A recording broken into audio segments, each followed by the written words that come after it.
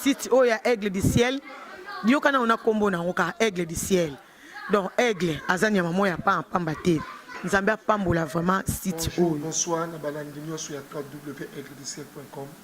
Encore une fois dans notre émission là où sera le corps les aigles se rassembleront.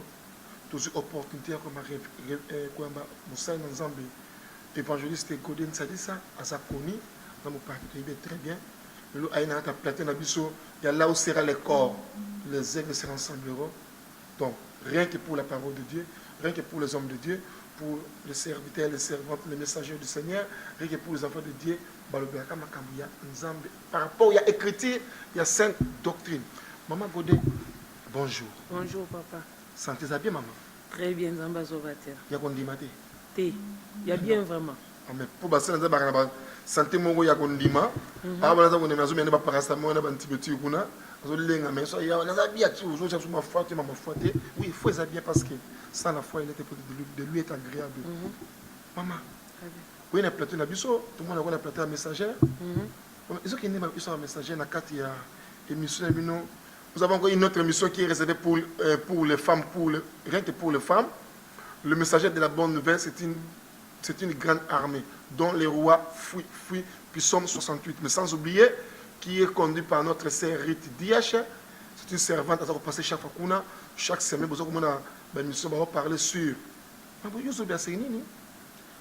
Lelo? Ma femme messagère. On a zolobela likambu ya basi oyo balonga pe o bazali ba canal. Oyo emema victoire na mboka. Tozana maman na biso Nicole o azo parler sur l'évangélisation. Et tozana maman biso Bénédicte o pe azolobela sur l'armée de la femme. L'armée de la femme. C'est une émission à suivre toujours na carte www.aiglediciel.com ou na page Facebook Aigle du ciel chiffre 1 à Souka. Pour qu'on Aigle du ciel numéro 1. Aigle en français, en anglais. Aigle en français, A-I-G-L-E, du ciel, numéro 1 à Souka. Ce que vous avez na page wana, okuta comment ma femme messagère, il y a le messagère de la bonne vie, c'est une grande armée, vraiment elle est importante. Dans ce moment où nous passons l'émission, les cas dit par notre sœur Rite, que Dieu lui bénisse, Rite dit à chaque moment, la grâce de Dieu est sur elle. Maman, Oui, papa. tout le monde est là, évangéliste, Godin Sadissa, la femme de M. Bertin Sadissa. Oui. Il est connu. Et je salue même. Que Dieu te bénisse, mon mari. C'est votre Laetitia? Oui, j'ai encore une fille. Ouais. Sadissa Rachel. Que Dieu vous bénisse. Sans oublier Laetitia Sadissa, que Dieu te bénisse. Berthe Sadissa, Ruth Sadissa et Edith Sadissa. Edith, c'est un nom arabe, asiatique pour moi. Non, Yedidja c'est... Abdoulaye, Edidja, Adabdja, non, Yedidja c'est le nom que le prophète Nathan avait donné à Salomon, au roi Salomon. Il a appelé le roi Salomon Yedidja, qui veut dire bien-aimé de l'Éternel. C'est dans le livre, on peut le trouver dans la Bible, 1 Samuel 12, 25. Amen. Encore une fois, je ya solo papa Eva na pamboli nzambe surtout na pamboli Aigle du ciel balandi nyonso ya Aigle du ciel toza wana pona bino vraiment na encourager yo nanu oye kotala te yaka kotala parce que nzambe aza na surprise pona yo ya solo lelo na ye na liloba oyo ezolandisama na ministère nkolo apesinga oyo ezali ya évangéliste lelo na ye koloba na ndeko moko naza na thème moko elobi lève les yeux. Na se toyo kango mingi mais na grâce na nzambe tosala ngo ata 2-3 fois pour to mekana komona pourquoi lève les yeux. Hein yango na ye li yo mingi yo muto za découragé parce que mingi toza découragé toza abattu yango zo sala ke to ko kosala nzambe comme il faut te ou bien to ko na nzambe et pourtant kolo azana posa na biso to landai. Vous l'avez évangéliste Godin Sadissa comment a expliqué bien non comment et tout le monde a expliqué comment les gens sont fatigués. Mais qu'est-ce qu'il faut faire que les gens deviennent fatigués? Du banza mezana ma pamboli toujours aux ma bala toujours aux bana tous en nyonso, mais comment les gens deviennent fatigués? Ils ont provoqué fatigue nakati ya monde na biso ya christianisme. Ya solo papa Eva question tout dingue ça très importante. Et yo koni ezo provoquer fatigue. Yona yelelo to meka kotala yango, pe na bambala sima to kotala yango. Ya solo mingi eza lokola tant tondimelaki Yesu tozaki une espérance. Toyaki tondimelaki nzambo azana bomoi. Mais eza na ba circonstances to kutena nango tout au long ya chemin o esali ke mutu alembi pe abwaki espérance na ye. A commis fatigué, a fait un ndako, et surtout, la plus grande des choses, ça veut dire qu'il a abandonné foi. Et pourtant, sans la foi, il est impossible de plaire à Dieu. Sans la foi, il est impossible de lui être agréable ou de le plaire. Motunanzambe, de botunanzambe li koyokayo, oidbango, za koyokayo. Ya solo na pambo libino nyoso balandi bozolanda biso. Na www.aiglediciel.com. Léon Lingito partager histoire moko to yebi bien. Les to interpréter ango pe eza bien. Mais kolo amemi nga na kat na histoire o pona komona eloko moko. Lelo pona premier volet na biso, nena lobela juste yondeko oza décourager. Yondeko kanisi ke no o kanisi ke nzambe azomona injustice ozo vivre te. Oyo mo okanisi ke no le monde t'a délaissé, que Nzambe même a délaissé yo. Yonde na yelelo na fortifié yo par la grâce du Saint-Esprit. Naza na livre ya Genèse. Dans un livre ya Genèse, tozotanga na chapitre 13. Eza lecture mo mulai na obanda à partir ya verset 5. Na tangi na kombo na Yesu. Bible obina biso Lot qui voyageait avec Abraham avait aussi des brebis, de bœufs et des tentes. Et la contrée était insuffisante pour qu'ils demeurent ensemble, car leurs biens étaient si considérables qu'ils ne pouvaient demeurer ensemble. 7. Il y eut des querelles entre le berger des troupeaux d'Abraham et le berger des troupeaux de Lot. Les Cananéens et les Phérésiens habitaient alors dans le pays. Abraham dit à Lot, qu'il n'y ait point, je te prie, de dispute entre moi et toi, ni entre mes bergers et tes bergers, car nous sommes frères. Tout le pays n'est-il pas devant toi? Sépare-toi donc de moi. Si tu vas à gauche, j'irai à droite. Si tu vas à droite, j'irai à gauche. Totangi verset 10 et l'obi. Lot leva les yeux et vit toute la plaine de Jourdain qui était entièrement arrosée. Avant que l'Éternel ait détruit Sodome et Gomorrhe, c'était jusqu'à Tsoar, comme un jardin de l'Éternel, comme le pays d'Égypte. Lot choisit pour lui toute la plaine du Jourdain et il s'avança vers l'Orient. C'est ainsi qu'ils se séparèrent l'un de l'autre. Bible verset 12. Abraham habita dans le pays de Canaan et Lot habitant dans les villes de la plaine. Et dressa ses tentes jusqu'à Sodome. Les gens de Sodome étaient méchants et de grands pécheurs contre l'Éternel. Verset Nabiso, puisqu'on a tiré titre, ou thème Nabiso, 14. Et l'Éternel dit à Abraham, après que Lot fut séparé de lui, lève les yeux et du lieu où tu es, regarde vers le nord et vers le midi, vers l'Orient et l'Occident. Car tout le pays que tu vois, je te le donnerai à toi et à ta prospérité pour toujours. Parole du Seigneur. Awa totangi eza histoire moko très intéressant pour nous soba Nzambe. Sur tozongi na Genèse 12 à partir du verset 1, tokomona que Nzambe a ébissé Abraham, alobi que Abraham, quitte ton pays, va-t'en de ton pays, de ta patrie, de la maison de ton père, dans le pays que je te montrerai.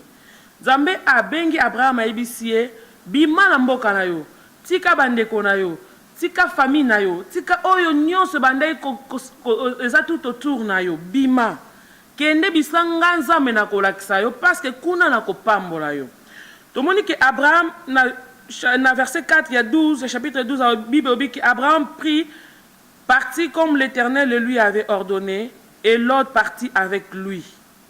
Ça veut dire que tant Abraham a bimi, selon recommandation ensemble, Abraham azwi Lot o azalaki neveu na ye. Abraham abimi na Lot alandi selon instruction ya Nzambe. A Bible dit que Abraham abimi, oui, akendeki en Égypte, mais tozongi ce qu'on a passage na biso ya chapitre 13. Bible dit que à un moment donné, Abraham a komaki très riche parce que Abraham azalaki riche. So tanga parti à chapitre 12, tout le monde a que Abraham était riche. Azalaki pauvre, azalaki riche. Mais azu neveu na ye o azalaki famille na ye, pe amemi neveu na ye elongo na ye ba kei. Ndenge Nzambe asengaki ye ba kende. Mais dans chapitre 6, verset 6 à chapitre 13, Bible dit que Abraham a komaki na bomengo ebele. Pe l'autre pas komaki na bomengo ebele. Et tout le monde nini que conflit est entre Abraham na Lot o azalaki ndeko na ye. Et Bible obi na biso on a net tiré point place wana.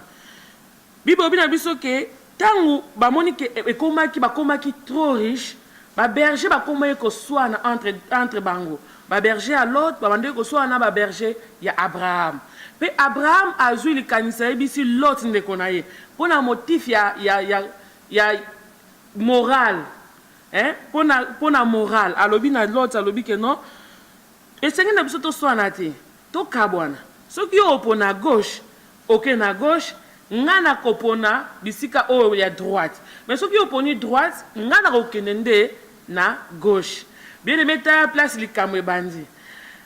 L'autre o azalaki na ye na ebité. Le Bible mentionne que l'autre azalaki riche à l'époque où Abraham abimaki. Abraham amoni ke Nzamba bengiye. Amoni ke Nzamba lakie ke na kopambola yo. Abraham atali ndeko na bite o azan ndeko na ngai. O azan neve na ngai na kotika ete na komema ye longo na ngai. Parce que zaki na amour ya ndeko na ye. Mais qu'est-ce que nous voyons? Nous voyons que quand Abraham a proposé l'autre ndeko na ye, ebi c'est que pona. Total na verset 10, Bible dit que l'autre a tomboli miso. Atali amoni oh kuneza vraiment arrosé.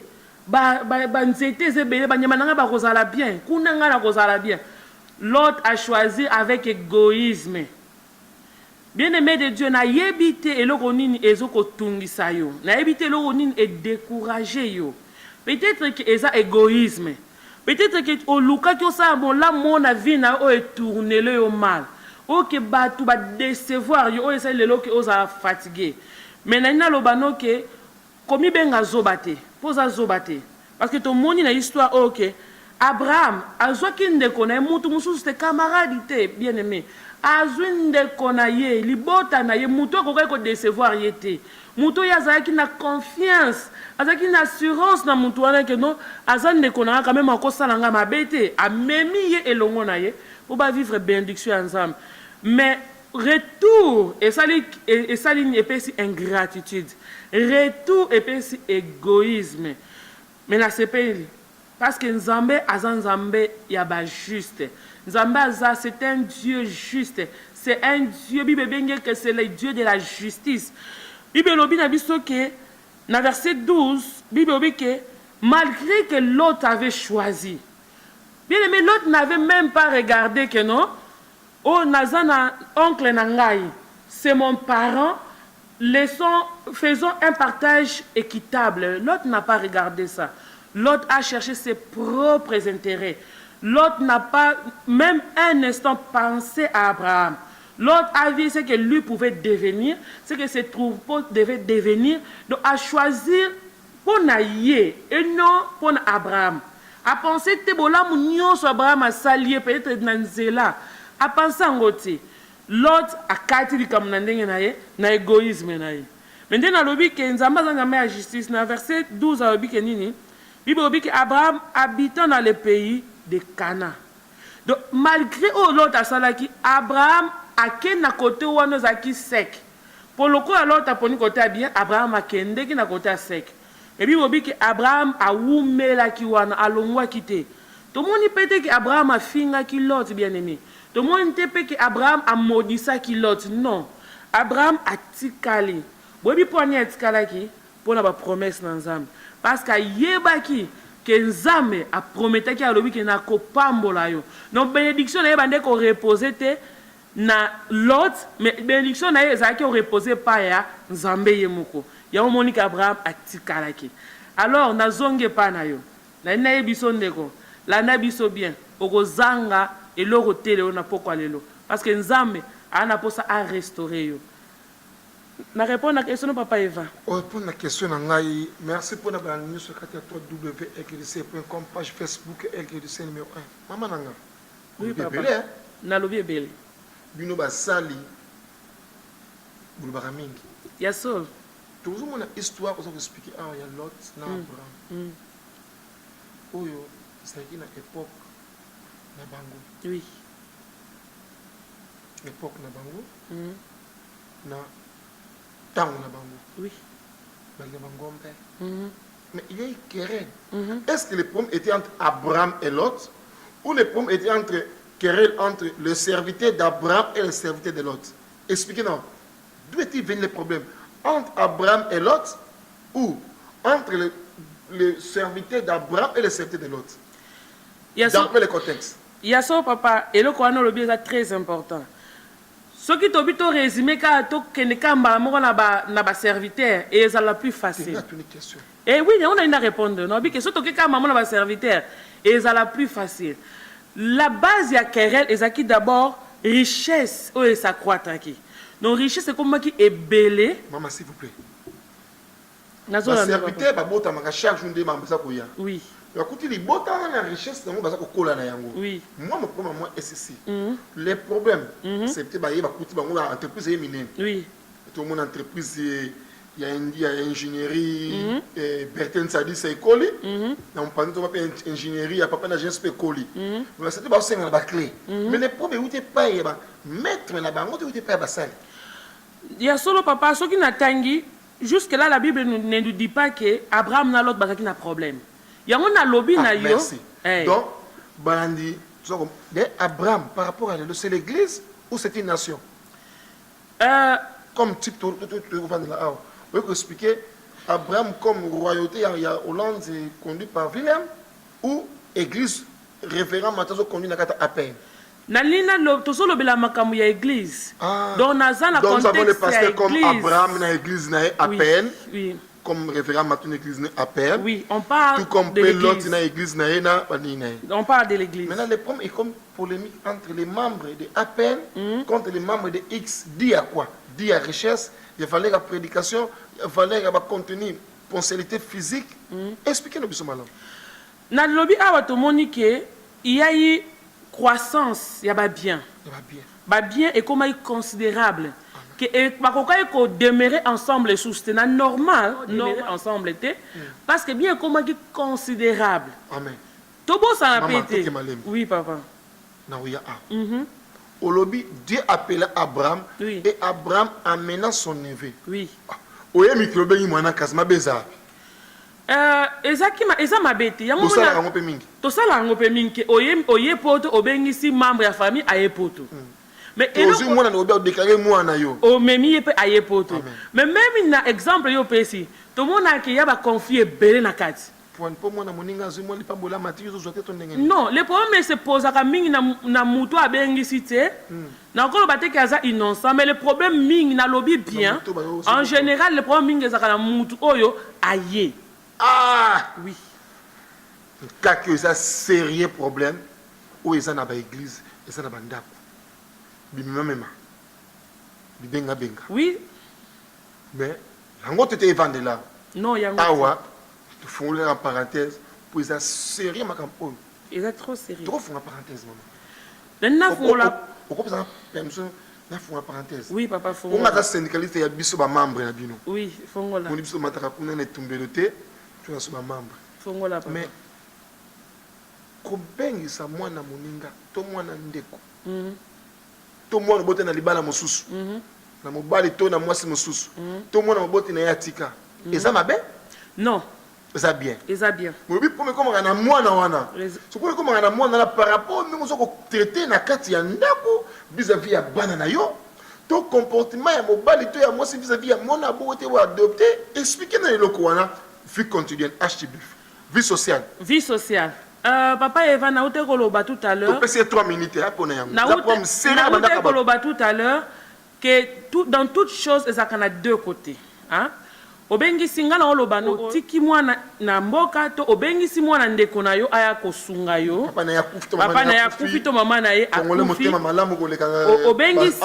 Obengi si parce que ozana bolingo ya ndeko na yo. À cause ya ndeko na yo obengi si mwana na ye. À cause ya relation zo ki liboso bobengi si mwana kati na nga. Donc eza no ba konveti eza Abraham tabanda yango. Eza nango makambo ebandi lelo ti. Donc Abraham abanda yango. Eza nango makambo parce que Abraham aboti Ismaël mais bibo obi ke ba fanda ki na ndako kuna Sarah. Donc eza makambo ebandi nango lelo ti. Mais qu'est-ce qui se passe? Eza likamu ya acceptation. Yo mwana oya ye esengeli akuti norme moko esengeli ayeba na ko vivre selon ba norme wana. Deux fois ezaka très difficile pour na mwana pour s'adapter na ba norme ya kokuta na ndako. Et puis par monsieur eza par ya parents. Mama Limbisanga. Oui. To kona ba ndenge be na kata Congo, ba yeba kawana. Bobi zaka difficile mon à s'adapter. Mais pourquoi pas no ya bino men bobuka na mabala mususu ba ye awa ba kuti éducation mususu ba s'adapter facilement.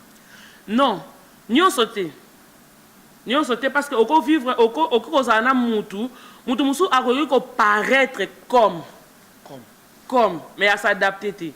C'est le même problème qu'on a aujourd'hui à l'église. Les gens paraissent comme. Donc s'il faut bien dire bino mo so ba parti na ba aquarium donc na ba église mususu yo ba ko s'adapter na comportement ya doctrine na binoté, c'est là ce qui fait des désordres va créer excitation et sentiment contre ba parti de l'église mususu. Déjà, papa, il va le lobby. Non, non, il n'a répondre. Oui. Déjà, pate, il y a papa, il va. Pate, il abîme une église, moussous. Hein? Normalement, c'est plutôt l'année bananzame. Pate, so abîme une église, moussous. Attends que Moussa nanzame. Et c'est ngeli, oh, so nam pate wana, oh yeba, quelle est la raison de son départ, Biskazalaki? Et quelle est la raison de son arrivée là où il est? Vraiment, là où sera le corps, les aigles se renfermeront, il y aura des explosions de feu. Ngaïté, basal maison makambo. Tant tous les beaux films ngaïté. Vous en avez passé je na yo, vous en avez mis na yo, posez ma question. L'homme de Dieu par son expérience, tu as une introduction sur le messager, il a au moins 16 ans auprès d'un grand homme de Dieu Namboka Oya, Hollande, toujours dans la ville de Shkridam. Alors bien le komoko, ce qui me partait abîmé, ne nous soit hier, on y allait éthique homilétique, éthique pastorale, expérience na yo, la réponse au PC. Non, je n'ai encore pas éthique pastorale. Pastorale. La Bible est arabe. Pour pasteur, faisons la Bible. Tu es théologie ou expliquez pas tu as mamie balé. Monsieur ali théologie, mais ça la base biblique était, mais elle est imposée par expérience. Ou néanmoins, à expliquer le mot awa. Ce qui me ailleurs, homme de Dieu, suivez-moi très bien, vous avez un patin à battre, pour l'église, pour l'église, et vimba, bascolopante, bamagorodo, olobisa, et relation à Pierre, mais attention, et Pierre, soyez n'engagez. En Zobi, très bien, il faut aussi l'anayer, et bah raison bimeli. C'est ça d'accord? Il faut l'anayer, et bah raison bimeli, et raison est arrivé dans la quatre église, c'est pas na. Vous soyez à cause au sera sensible dans enquête dans n'engagez. Obi. Si vous à cause. Oui, nalandi obi si pour nous à cause. Obi chacun a zanandenge azo même la ministère. Ministre appelle et c'est le romsou, mais la gérance du ministère est le romsou. Écoutez encore une révélation. Maman bandela on obi ni. Na lobi appelle et c'est le romsou, mais gérance du ministère est le romsou. Amen. Ce qui toza qui n'est que toza na disons relation moko o eza bien entre nous. Ce qui me pate aye, na retourne oye ok na ye pona boy na ye pona boy. Ce que monique eza nécessaire ya ko benga pasteur Bisikauti, o ko benga pasteur Bisikauti que nous na yami ndekoye awa. Ok, ce qui relation eza bien, vous pouvez en parler et puis et s'il parce que on n'est pas tous en pour se pas s'il vous plaît, moi j'ai un texte biblique. Ok. Il y a aussi des raisons de sortie. Oui. Écoutez-moi très bien. J'ai un texte biblique. Il y a aussi des raisons de sortie. Oui. Pas comme une église à Motomosusu par des raisons doctrinales. Oui. Une église par des raisons discriminatoires. Oui. Une église à Motomosusu par minimisation par raison belé belé mais quelque chose à tout par maltraitance. Oui. Pas comme une église à moto, parce qu'il n'est pas satisfait de ce qu'il est en train d'entendre. Oui. Ailleurs, l'église, il y a motomosous. Oui. Mais pas ailleurs, peut-être que nous avons bien mais qui ne pas utiliser la transit. Oui. Encore n'importe quelle raison, dans des bonnes ou dans des mauvaises. Oui. Mais la Bible nous dit, j'ai encore d'autres brebis qui ne sont pas dans mes bergeries. Et mes brebis connaissent ma voix, et ils me connaissent, moi aussi je les connais. Oui. Si votre nouveau bergerie, c'est sa propre bergerie, où est le mal, si on peut se les rapports, il y a ma bête, il y a ma lame. C'est pour ça que papa, c'est la misère à ma bête. Il y a mon camion que maman Godin et Sikawana, référent, il y a l'église, aux Alandengénines. Il veut tout éprouver par esprit. Tant qu'on a un rapport, il y a Moutou, il veut bien que non, dans la Bible, il examiner toutes choses. Bible 5 biso examiner toutes choses. Bible bien to yamba. Parce que le long maman goli nako bima église na ye pa na yo na ebisio que non biska na uti kuna babande ko beta ngai par exemple. Et yo ben kuna babino babande ko chérir ngai. Mais tu es conduit par l'esprit de Dieu. To bosa na te ke bampate baza ya bisote. Bampate baza mukolo bampate. Et mukolo ya bampate ayebi bapate wana olobi bien. Que mes brebis connaissent ma voix. Ngapi na yebi bango. Ça veut dire que mukolo bapate ayebi bapate na yebi mieux que biso do kama Nous avons bapate. des bergers. Nous avons le berger céleste qui est Jésus. Et le berger terrestre, c'est comme vous, comme revient dans une église, comme représentant, il y a l'église Ouana. Oui. Et en ce moment-là, la voix du berger céleste se manifeste sur la voix du berger terrestre. Oui. Et la voix du berger céleste est manifestable sur la voix du berger terrestre. Donc, la brebis souveraine, le berger céleste, à travers le berger terrestre. Oui. Maintenant, Aroka Mongongo trouve sa joie auprès de vous. Oui. Quelle sera votre réaction? Papa, tu oublies de mettre bien Non, aimé. non, tout ça dans ma tête. Dans le contenu d'Abisso, il y a le querelle entre les serviteurs de Lot et les serviteurs d'Abraham. C'est toute une famille, neveu, petit-fils, qui a une bonne relation. Et l'homme de Dieu a précisé, si j'ai la bonne relation avec son pasteur, deuxième parenthèse, maman. Et si vous n'avez pas la bonne relation avec son pasteur, quelle sera votre réaction à ce moment-là?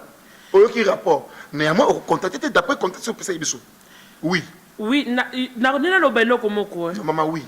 Quel que soit le temps, quel que soit le temps, la vraie personne a se manifesté. Ce qui a mis pas une église. Maman, vous serez jugé à cause de vos paroles. Oui, Bible obiango, la livre à Matthieu que par tes paroles tu seras justifié, par tes paroles tu seras condamné. Bible obiango. Maman, tu oublies très bien. Si nous avons une bonne relation, dans votre pasteur, et si vous avez une mauvaise relation avec son pasteur, non. Effectivement, on a été. Non. Qu'est-ce qui provoque de mauvaises relations entre vous les hommes de Dieu? Qu'est-ce qui... Tandis qu'on avait deux hommes de Dieu, Lot et Abraham avaient une bonne relation. Ça, c'est l'église. L'église de Lot et l'église d'Abraham. Oui. Tout était béni. Oui. Mais qu'est-ce qui provoque, par votre expérience de 16 ans de ministère auprès de l'homme de Dieu, qui provoque de mauvais contacts entre les hommes de Dieu? Papa, et la conséquence, c'est les membres. Oui. Moi, je pense, ceux qui n'ont pas été à l'autre, comment il y a une audace, peut-être il y a eu des chuchotements entre les mamans l'autre, qui est le maman pasteur, avec son clan, et le maman Sarah, qui est avec son clan, Rimé Wana, et Bibi, et provoquer excitation Wana. Toujours ça, pensement dans mon source. Mais papa, il va comment ça n'a été que tant Abraham a joué l'autre, Sarah a qui déjà. Donc ce qui est problème est là qui Sarah aurait pu reboire mes malotes. Donc je ne pense pas, tout que nous n'avons mais je pense pas que là était le problème. Et ça maman Godé, s'il vous plaît, qu'est-ce qui nous la séparation? Séparation divine. Ça veut dire que séparation permis par Dieu. Permis par Dieu. Oui. Est-ce que vous, aujourd'hui, les hommes de Dieu, vous discernez les séparations divines? Toro Kakabino. Soit homme d'abîmer comme rebelle. Soit pas dans le centre. Soit moi d'abîmer comme rebelle. Et quand est-ce que vous libérer moi qui est dans le ministère, dans mon panzi, il faut Dieu puisse intervenir à séparer bien nos querelles. Et il va créer un intercédent. Et on a posé question si vous avez de bonnes relations. Et l'enfant qui soutient avec une rébellion, ou a désisté de notre conduite, notre comportement, notre moko. Et néanmoins, c'était la séparation divine. Quelle est sa conséquence au sein de l'église de l'aujourd'hui? N'est-ce pas ça la cause de la froideur dans l'église? Je peux dire oui, dans le sens que, comme ça n'a papa Eva, nous sommes des hommes.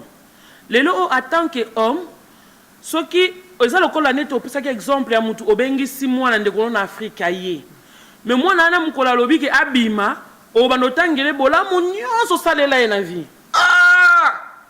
Que non, ça est là, parce que tu boy à séparation, tu boy que Moutou, alongwan le quoi na ba ordre na yo. Amen, maman. A comme indépendant. Après, maintenant, il y a l'autre éloge néaka. Non, na mon yangote. Mais il y a des hommes de Dieu au Bama Batmanda Kunabino, Bobengsa Batu, ou quand on en appoint, nous a déclaré droit de dignité naïe, aussi si les verset nyoso, n'a pas de délivrance nyoso, vous devez se repentir. Maman, ce que vous atteignez les baboula, mouta salaye. Ni les pauvres carabons qui bon mot pour que moton zambe. Tu as un séminaire à 3 jours et pas il y a à peine kuna. Mais tu as moton zambe. Parce que bino baton zambe, des hommes de Dieu sur la terre. Vous vous comportez comme ça. Vous êtes des dieux ou vous êtes des humains simplement utilisés par le Saint-Esprit. Il y a solo papa Eva Naozo se répéter dans le but que tu as battu. Le col à tu as battu. Tu as santé, tu as porté un titre à miner, mais tu as battu. Tu as battu avec nos faiblesses, avec nos erreurs. Ce n'est pas que nous sommes parfaits. Moi, personnellement, dans la église, sous le ministère papa spirituel. Donc, tu as battu. Et la chair agit. La chair agit. Et voilà pourquoi la Bible dans le livre de Galate, que vivez par l'esprit, afin que vous n'accomplissez pas les désirs de la chair. Ça veut dire qu'il y a une nécessité de vivre en esprit, afin que tu commettes l'œuvre et la chair et waneza bomotomte sala. Ce que la Bible nous recommande, sur Salimabé, auprès des serviteurs de Dieu, c'est un pardon. Oui. Parce que bino va serviteur sur Salimabé, selon la Bible, vous devez retourner dans la chair pour demander pardon. Est-ce que vous le faites? Ce qu'on sait, on a pardon, parce que banane. Vous aurez entêté, mais n'est pas banane. Bon, ngai na fani na mboko quand même bataille belé et na cause ingrate na ko baké je connais des serviteurs de Dieu qui l'ont fait. Amen. Que Dieu les bénisse. Que Dieu les bénisse. Donc 10% à peu près. Te na yebi basana nzambe na ko batiki na yebi basana nzambe nyonso mais na lobi ke nga na yebi basana nzambe oyo basala yango. C'est une émission qui est réservée aux hommes de Dieu. Là où sera le corps, les ailes se rassembleront. On a parlé de la situation de l'Église, de l'Évangile, de la sainte doctrine du Seigneur Jésus-Christ. Maman, oui, avançons. On nous reste au moins 5 minutes. Et une introduction pour nous. Rien que l'introduction, bientôt la volume 2, elle entrera dans les détails. Et il va simple brèche pour comprendre ceux qui ont reçu les enfants de Dieu. L'autre, qui a pambolami et créé l'Ikundu. Et créer l'équité, mais créer autre monde qui a basali. Peut-être aux alentours des hommes de Dieu, il y a des infiltrés qui font de cela. Et les hommes ne discerné. Mais Abraham avait discerné par l'ordre de Dieu, il y a une séparation. Et là, le lobby est la capitale. Et là, prière nangai est la Kenzambe asunga biso, basala nanzambe. On a eu basala nanzambe parce que nous sommes ministres, mais nous avons asunga surtout les dirigeants de l'église. Parce que le diable infiltre tellement que azoya ko semer des ordres et tozo komona ngo te toza ko comprendre ngo rapidement te. Mais ndito bay que les introductions n'a pas moni nzambe poto koti na sujet o mengana ngena lobela surtout mutu o fa na ndako. Obi bien aimé o fa na ndako na ebi raison na yo fa na ndako te. To lobela ngo balasima. Na ebi te okoza pe na ka o to lobi ke obengisa ka ndeko na yo to salaka bola moko na vie. Donc vraiment, on se sacrifie pour un but quelconque, même pour l'évangile. Et retour aux yeux et négatifs. Et on se décourage les lots, au fani nandak. On se décourage au monique non.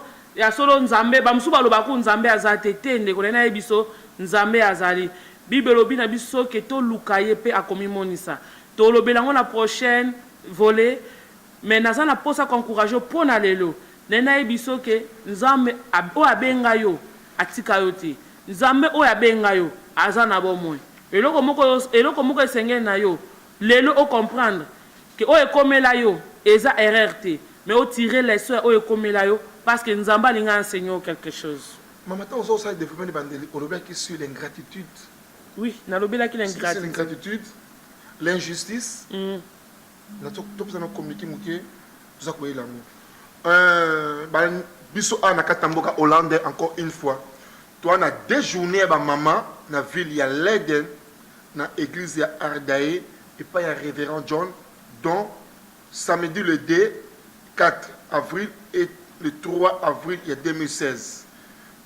Adresse pour moi, la papier n'est pas journée, tout le moment, on a Louise Dembo, avant il y a Demboche, à ça, on a intervenant, tout le journée, tout le moment, on a Nicole, à ça, on a intervenant, tout le évangéliste est passé, Mpongo, à ça, on a intervenant, Mokoloana, vraiment, maman, la journée, il y a les 2, les 3, bon, ben, vraiment, dans la ville, il y a l'Eden, dans la Katiamboka, il y a l'Eden, dans l'église, il y a Ardae, bois, quoi, na baninga, no, baninga, na bino, oh, bah, tiens, pour na, tiens, na évangile, bois, pour ça, motouya, ils allaient important qu'on circule, quoi, baninga, ils allaient pas mourir pour na yo, moi, personnellement, pour na ndako na yo, pour na etonga et pas le outil. Par la vite, qu'il y a une autre église, ouana, et ils allaient, ok, oyoka, pour na partager ma expérience na yo, par rapport au yebi, c'est important.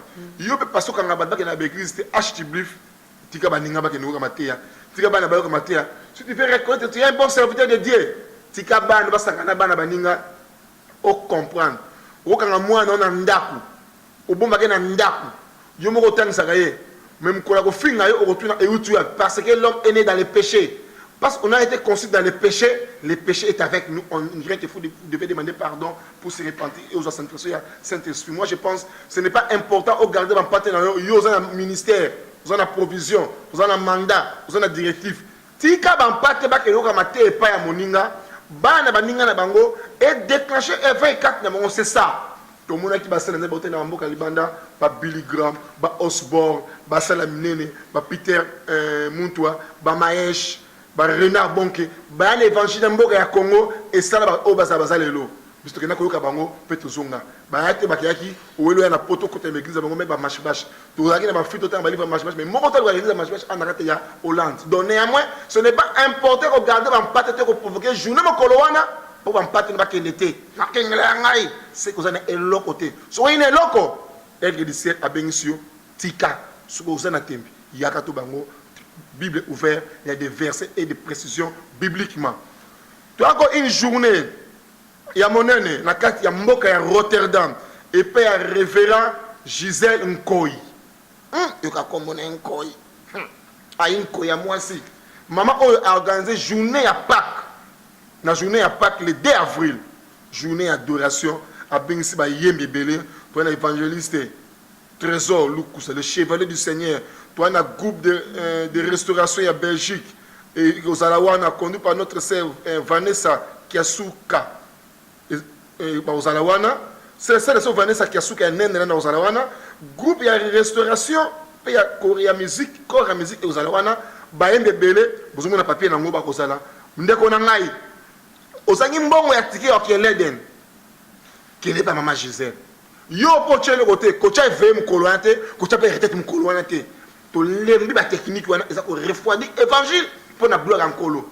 Yango bo benga mi bino nyoso na kati ya Zoutland, na kati ya na limbu to ya na journée en action de grâce oyo pardon la journée oyo adoration église ya gloire et sali et pas ya évangéliste et pas ya pasteur na biso sorry révérend maman Gisèle Nkoyi azawana Nkoyi pour expliquer makambo ya Nkoyi ba Nkoyi oyo aleki ba Nkoyi nyoso ndenga pe moko la Pâques ndene zalaki wana awana Nkoyi wana Nkoyi acheter brief na bongisi yo va na prendre compter ba orthographe na ano mayele to benga biso sur les deux wana mokolo et il y a encore une journée le 18 le 19 le 20 na mboka ya Denar na église ya Lae et pas révérend Seba asa ko conduire et pas ça ko kamba abengisi moko ya ba mama route na mboka ya Londres maman pasteur Suleiman buta papi na ye mama papa to te ya bango to puya ka pona bango po ba te ko cha biloko ba chaka wana muta banzambala alati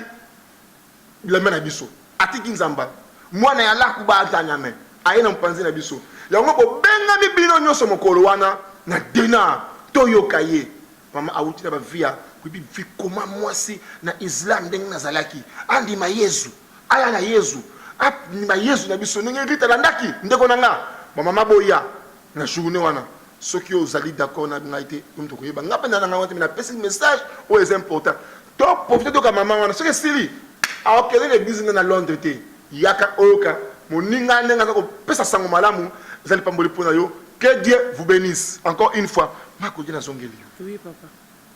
na motuna Oui. mama pene ya laku baranta nyame adimi Yesu impression za ndengeni za na ville ya Dena le 20 na Dena na église na ye impression za ndengeni Na osenga na bato nyonso oyo baza okokisoko okoma kuna kende parce que tosali tokoma ko évangéliser ka entre biso na biso parce que toyebi ke soki namoni muntu alati tambala te ça veut dire que na ko évangéliser mais to kende ngai peso nzambe asungi na ozala kuna de façon que to yoka pe peut-être nzambe ko sabi so grâce to comprendre comment atteindre ces gens parce que baba ndeko na to na posta na bango donc encourager yo soki omoni ke oza disponible kende oyoka ekosunga biso kola pambola bino mama tozongi oui papa. il y a une querelle entre les serviteurs de Lot et les serviteurs d'Abraham. Il y a une querelle entre l'église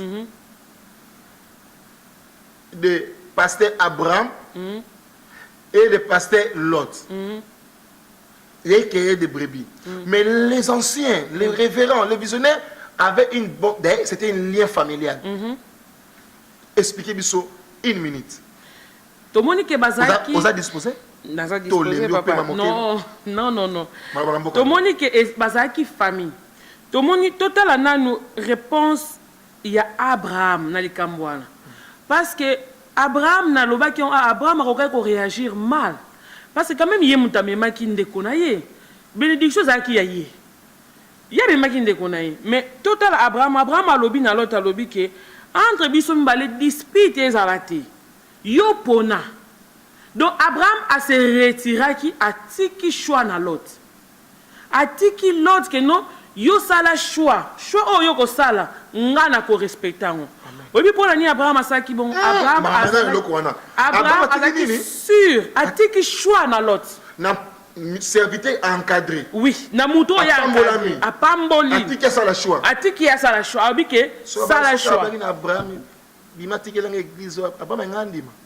Mais tout le monde l'autre a poni bisika oyo matiti ezalaki. Atikeli Abraham bisika ezalaki sec. Donc Abraham il fallait abanda colonne. Abraham il fallait abanda ko travailler durement pour matiti banda ko bota pour allier sa bampate na ye. Maman, en tout cas ma musimbi banda ko boli mizanga oyo ba kake. Est-ce que ba pasteur à lelo? Ko sa pate na papa na munyo koli mingi. Papa j'ai deux au colis. Et deux papa j'ai deux à mon papa au colis. Pour nous qui ne sont pas habillés papa na mon les hommes makasi mité mingo papa qui était à l'église. Est-ce que au salon lelo? Qu'est-ce que ça la génération na biso? Na yebite ce qui est salima. Mais na yebi le komoko.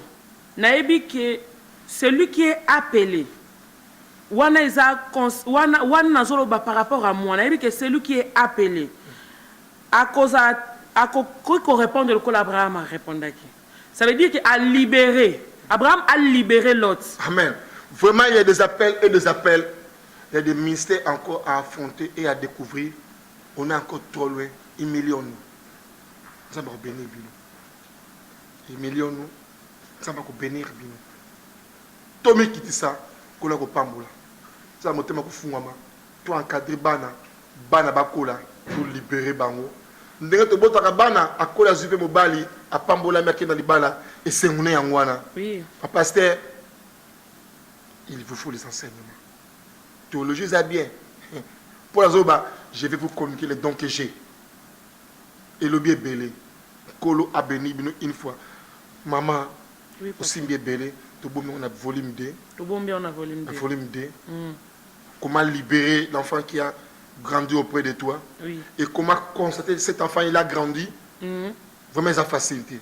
Non, ils ont facilité. Naza na témoignage mo ya Bosco Kindomba na Mapasa Baolim na témoin. C'est que Baolim avait fait sur le sang précieux et quand le sang précieux jaillisse, Bosco avait fait une grande chose, c'est Mapasa Baolim. Et ces choses-là, naza témoin oculaire na ko komango na yo ki soloté. Yo minuzara aigle du ciel qui te bénisse. Et bato za liboso ya nani. Il soit peut-être yebi angoté. Et Baolim mutanga kindaka. Ma passe à Tabandaka sans presser là-bas. Bosco Kindomba Willingonda qui sont nommés réseau pour en paix et qui explose la Katamatongi. Et tant Baolim Makinaki Kindomba, il avait fait de grandes choses. Que Dieu le bénisse. Mais aujourd'hui, pourquoi maman?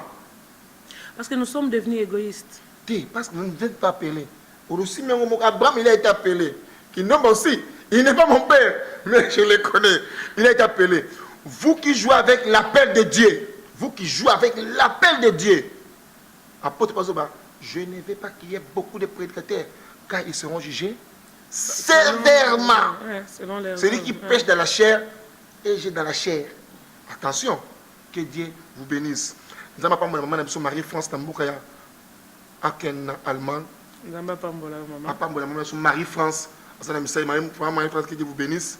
Pour moi, vous allez longo, vous allez toujours dans l'aigle du ciel. Marie-France Manzambi, que Dieu vous bénisse. Que Dieu bénisse encore Sœur Rite. C'est un monsieur qui toque sur les messagères. Volume 2, volume 3, mardi prochain, s'il est possible, ou lundi, et il y a travail. Soyez branchés sur aigledeciel.com. Vous ne serez pas déçus et vous serez bénis. Que Dieu vous bénisse. Bij deze wil ik zeggen, God zegent Aigle du Ciel. Het woord de ego van boven is niet zomaar een naam. En daarom zeggen de Heer, blijf stijgen. Veel zegeningen, veel blessings. Dat jullie werk altijd naar voren kunnen gaan. En zoals jullie naam zegt, de eagle is de grootste vogel, hoor in de lucht, die ver kunt kijken. Dus daarom, jullie werk blijft vooruit gaan. In de naam van Jezus Christus de Nazareth.